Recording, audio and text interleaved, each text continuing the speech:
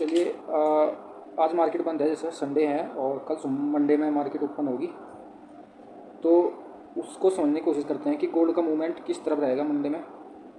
पिछली वीडियो में जैसे बात करी थी हमने डेली टाइम फ्रेम पे और 4 घंटे के टाइम फ्रेम पे, वीकली टाइम फ्रेम पे और मंथली टाइम फ्रेम पे, तो बड़े टाइम फ्रेम पे एनालाइज करने की कोशिश करी थी फिलहाल इसमें चल क्या रहा है।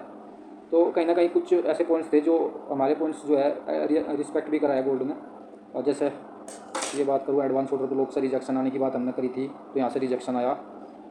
ठीक है, तो ये तो थी 4 घंटे से लेकर मंथली के टाइम फ्रेम पे, क्योंकि सही मूवमेंट और डायरेक्शन हमें बड़े टाइम फ्रेम से ही पता चलती है। तो वो चीज़ हमने एनालाइज करी थी पिछली वीडियो में, और आज की इस वीडियो में बात करेंगे 1 घंटे से लेकर 1 मिनट तक मंडे में किस तरफ मूवमेंट रहेगा। ठीक है, तो कहने का मतलब ये है, बड़े टाइम फ्रेम से डायरेक्शन पता करो, पीओआई निकाल लो, और छोटे टाइम फ्रेम पे डिस्प्लेसमेंट चेक करने के बाद एंट्री पुट करो। ये लॉजिक काम करता है ट्रेडिंग के अंदर। तो 1 घंटे की बात करूँ, फिलहाल मुझे जो डायरेक्शन दिख रही है वो अभी भी डाउन साइड दिख रही है। ठीक है, इसने रिस्पेक्ट तो कर लिया, लगातार डाउन डाउन जा रहा है, लगातार सेल साइड प्राइस जा रहा। यहाँ पर रिजेक्शन था, एडवांस ऑर्डर ब्लॉक था, रिजेक्शन दिया, सेल साइड पुट करा, ट्रेड सेट साइड गई। अब यहाँ से क्या केस बन रहा, हम डायरेक्शन चेंज देखते भी। डायरेक्शन चेंज कब होती है, जब मार्केट स्ट्रक्चर शिप होता है, एमएसएस। ठीक है, डेली टाइम फ्रेम पर अभी तो ऐसा कुछ दिख नहीं रहा है, पर हाँ छोटे टाइम फ्रेम पे ये चीज़ हमें दिख जाएगी। दूसरा केस ये बनता है जो बहुत इंपॉर्टेंट है डेली बायस पता करने का, वो ये है प्रीवियस डे की लिक्विडिटी क्रैप करना। प्रीवियस डे लिक्विडिटी को यहाँ समझ सकते हैं, जैसे कि ये वाला जोन जो है, इससे पहले क्या है, एक पीओआई है हाई टाइम फ्रेम का। ठीक है, एफवीजी प्राइस इसे टैप करके डाउन साइड जा रहा। तो इससे पहले क्या बन रहा, प्रीवियस डे लिक्विडिटी ग्रैप हो रही, पहले दिन की कैंडल्स की लिक्विडिटी ग्रैप हो रही। जैसे एक ग्रीन कैंडल है छोटे वाली, उसके बाद में जो रेड कैंडल है, इसने एक विक बनाकर अप साइड में इस पहले वाली कैंडल की लिक्विडिटी ग्रैप कर ली। जैसे कि देखो, ये वाली एक कैंडल है और यहाँ एक रेड कैंडल बनी। ठीक है, इसकी जो विक है, इसकी लिक्विडिटी को ग्रैप करके डाउन साइड में क्लोज हो रही। तो यहाँ से क्या मतलब है इसका, कि अब जो प्राइस जाएगा वो डाउन साइड जाएगा, यानी कि सेलर्स एक्टिव हो गए। तो प्रीवियस डे लिक्विडिटी ग्रैप होने से ये पता चलता है आज डे बुलिश है या बायर्स है, बाइंग साइड है। तो कहने का मतलब उसके बाद में यहाँ से कोई पीवाई भी नहीं, कोई हडन भी नहीं है डेली टाइम फ्रेम पर। कम से कम प्राइस यहाँ तक तो जाना है सेल साइड, और वो गया भी। तो अब जब प्रीवियस डे लिक्विडिटी को इसके इस जोन में समझ कर देखते हैं कि यहाँ से यह चीज़ हुई या नहीं हुई। यहाँ से बाइंग हुई, यहाँ से सेलिंग हुई। तो यहाँ क्या था, हाई टाइम फ्रेम का पीवाई था 1 वीक का। ठीक है, यहाँ स्विंग बना, प्राइस अप चला गया। पर उसके बाद में यहाँ से क्या था, एक हडल था, एक पीवाई था डेली टाइम फ्रेम का एडवांस ऑर्डर ब्लॉक, इसको रिस्पेक्ट करके प्राइस डाउन आ गया। ना ही तो यहाँ से पहले दिन की लिक्विडिटी ली इसने, और ना ही सेल साइड से पहले दिन की लिक्विडिटी ली, और ना ही यहाँ पे कोई पहले दिन की लिक्विडिटी ली। तो इससे क्या पता चलता है, ये जो जोन चल रहा है ये केवल एक पुल बैक है। ठीक है, और यहाँ से भी ये चीज़ कंफर्म नहीं होती कि वो बाई साइड रैली करेगा, क्यों, पहले दिन की लिक्विडिटी ग्रैप हुई नहीं दोनों ही केस में। तो ये एक पुल बैक है, और 1 वीक क्या काम कर रहा है, 1 वीक काम कर रहा है 1 महीने के पीवाई को टैप करने का। तो इस डेली टाइम फ्रेम से ये अभी पता नहीं चलता, यहाँ से ट्रेंड चेंज हो गया और प्राइस जो है अप साइड में जाएगा। ट्रेंड चेंज कब मान्य होगा, जब ये इस वाले पॉइंट को चोक कर देगा यहाँ से। ठीक है, चोक करने के बाद में यहाँ से किसी पीवाई से अप जाएगा। तो ये जब ये कंडीशन होगी तब हम इसमें बाइंग साइड बैठ सकते हैं, बाइंग साइड ट्रेड अपनी पुट कर जा सके इसमें। अभी ऐसा कोई कंडीशन नहीं बनी कि हम इसके लिए बाइंग साइड सोचें। अभी जो मैक्सिमम जो चांस ज़्यादा बन रहे हैं वो डेली टाइम फ्रेम पे भी डाउन साइड के ज़्यादा चांस बन रहे हैं। हाँ, यहाँ से प्राइस अब जा सकता है, मतलब अब जा सकता है, कारण क्योंकि स्विंग बन रहा, पहला स्विंग, दूसरा स्विंग। ठीक है, एक स्विंग और बना सकता है प्राइस, इसको स्वीप कर गया, जिसको बोलते हैं चोक स्वीप होना। ठीक है, चोक स्वीप करने के बाद में प्राइस डाउन आ सके, और हो सके इस वाले जोन को भी ब्रेक कर दे, क्योंकि मंथ का जो पीवाई है अभी टैप होना बाकी है। ठीक है, तो यहाँ से चोक स्वीप होने के बाद में डाउन साइड प्राइस आ सकता है। क्यों यहाँ से क्यों रिजेक्ट हो सका है, मतलब यहाँ से चोक स्वीप क्यों हो सका है, इसका एक कारण ये है क्योंकि ये एक स्विंग बना हुआ है इस जोन पे।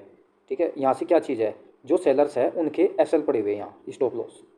जो सेलर्स है उनके स्टॉप लॉस यहाँ पे है, बहुत सारी लिक्विडिटी है इसके ऊपर। तो इस लिक्विडिटी को ग्रैब करके ये वापस से डाउन साइड रैली कर सकता है। क्योंकि चोक का एक पॉइंट ये भी होता है, जो कंफर्मेशन चोक की हुआ है, कि जब चोक होगा बॉडी क्लोज होनी बहुत ज़रूरी है। ठीक है, यानी कि इसके ऊपर एक बॉडी होनी चाहिए पूरी, उसे हम कंफर्म एक चोक मानते हैं। अगर यहाँ से स्वीप हुआ तो फिर कंफर्म है कि प्राइस यहाँ से डाउन साइड जाएगा, और बॉडी क्लोज हुई तो फिर हम यहाँ से किसी पीवाई से बाइंग साइड के लिए प्लान करेंगे। ये 1 घंटे का टाइम फ्रेम है। 1 घंटे के टाइम फ्रेम पे यहाँ से समझते हैं चीज़ों को। भाई प्राइस डाउन साइड आ रहा था यहाँ से, ठीक है, यहाँ आया पी वाई पाया 4 आवर्स के पी वाई पे टैप किया प्राइस ने, ठीक है। अब यहाँ की क्या केस बना, ये वो एम एस एस हो गया, मार्केट स्ट्रक्चर स्वीप, ये एक स्विंग है, मार्केट स्ट्रक्चर स्वीप यहाँ से हो गया, ठीक है। और ये वाला जो पी वाई बना order block F we ji displacement, और यहाँ से प्राइस अप चला गया, ठीक है। तो यहाँ एम एस एस हो गया डेली 1 घंटे के टाइम फ्रेम पे, मार्केट स्ट्रक्चर शिफ्ट से ये कंफर्म हो जाता है भाई यहाँ से ट्रेंड चेंज हो गया।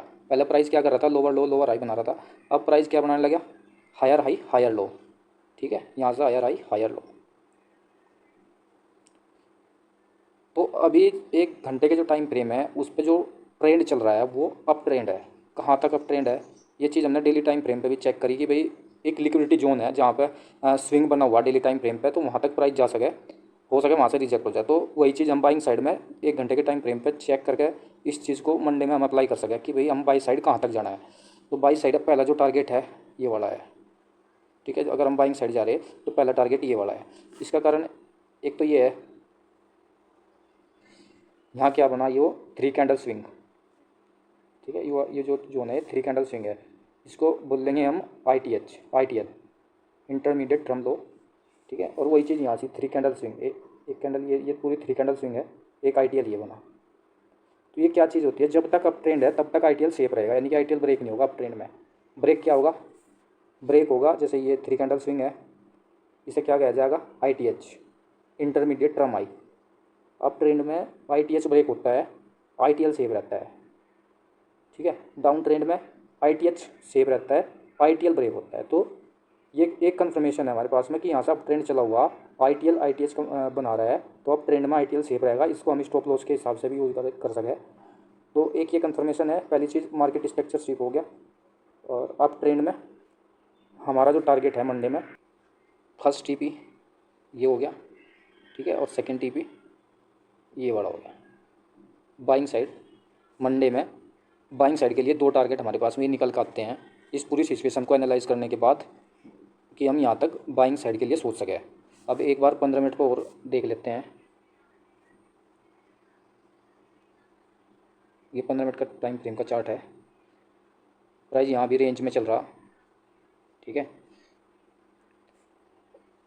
ये आई टी एल है इंटरमीडिएट ट्रम हाई ट्रम लो। और इसमें इस जोन पे ध्यान दो, यहाँ क्या हुआ, ये 15 मिनट का पी वाई है यहाँ से, ठीक है। प्राइस ने यहाँ स्विंग लिया, सपोर्ट लिया और अप साइड चला गया।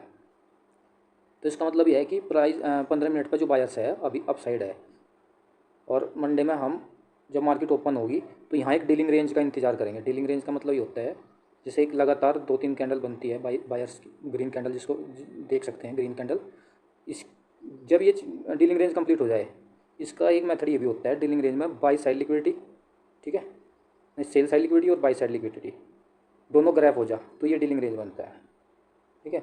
यानी कि यहाँ लिक्विडिटी थी और ये वाली लिक्विडिटी थी, इसने अप से आकर ये वाली लिक्विडिटी ले ली, फिर बाई साइड वाली लिक्विडिटी ले ली, तो ये क्या पूरा बना, ये डीलिंग रेंज बना। अब इसके बाद हम इसके किसी एक पी वाई से यहाँ से एंट्री प्लान करेंगे बाइंग साइड। तो 15 मिनट के टाइम फ्रेम का यूज़ करके इस टारगेट के लिए जो अप साइड में वाला टारगेट है यहाँ से एंट्री प्लान करी जा सकता है बाई साइड, ठीक है। तो मंडे का ये कुछ एनालाइज है ये, जिसका यूज़ करके इस कंफर्मेशन का यूज़ करके हम बाई साइड या सेल साइड ट्रेड प्लान करने का सोच सकें।